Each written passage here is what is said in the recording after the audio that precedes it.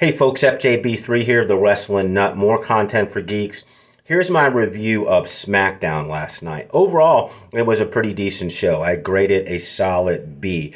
The men's tag team division is still shining on SmackDown, and the women delivered a solid main event. Okay, so real quickly, let me go through the show.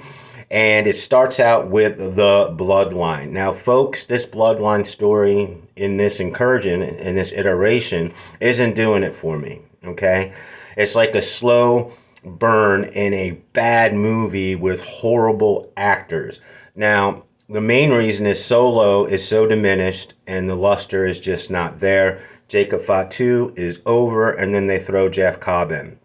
So the opening segment did nothing for me. Wasted 15 minutes, 20 minutes, but we will see Solo later in the show and Jeff Cobb in his first match, so moving on. All right, Alexa Bliss wins the women's Money in the Bank qualifier match against Michin and Chelsea Green. It was a fine, decent little TV match here, folks, with the proper outcome. I love Alexa Bliss. I just have a big problem with her being gone 2 years, coming back looking exactly the same way, even carrying the doll, but yet there's been no character development or tweak to her unto itself. She's backstage in this episode of SmackDown talking to Charlotte Flair normally, yet she's all dark and eerie. Moving on.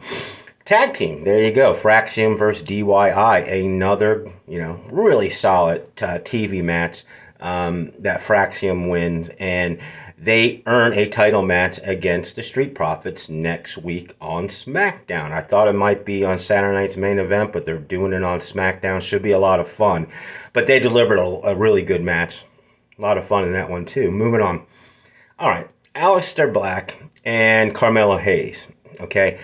This is the second match they've had, and I know they're in a program. And I think it's important that these two gentlemen get valuable TV time. But the more I look at this, the more I don't think this is about the feud between them necessarily. I think it's about them getting TV time. But this angle is about putting The Miz over as a manager. He will be a manager in the future and will be a very effective heel manager in the future. And that's what they're showcasing with this, in my opinion. Moving on. Okay, so like I mentioned earlier, Solo's back in the mix here, and he actually wins the men's qualifier Money in the Bank match against Big Jimmy Uso now. We're calling him that, and Rey Fenix. All right, this match did nothing for me because I kind of realized with those three competitors that Solo was going to win, because they have to do something with Solo if they're going to continue this bloodline story. They got to elevate him somehow, some way. But he wins, and, there's your first guy in the men's. Moving on, we finally get to see Jeff Cobb in action. I'm a big fan of Jeff Cobb. I've followed his career throughout New Japan, ROH, and he wrestled LA Knight, who's a dead man walking. He's a buried man, but for whatever reason, they made this competitive, and it should have been a Jeff Cobb squash match. He's now JC Mateo, but he ends up winning, and he has a really cool modified power slam. But it should have been a squash match. And then I really want to emphasize that Nia Jax and Tiffany Stratton, they put on one hell of a match to end the show. This was PLE quality, folks. It was tough. I mean, it wasn't the most perfect match. There were some spots that were a little sloppy, but what I would encourage anybody who's watching this is rewatch that match, and especially the end. It was a fantastic finish, and Tiffany Stratton is a tough son of a bitch. I'm giving her more credit than I gave her in the past. Good match, man. Good match. So there's my takes. Okay, there's my review.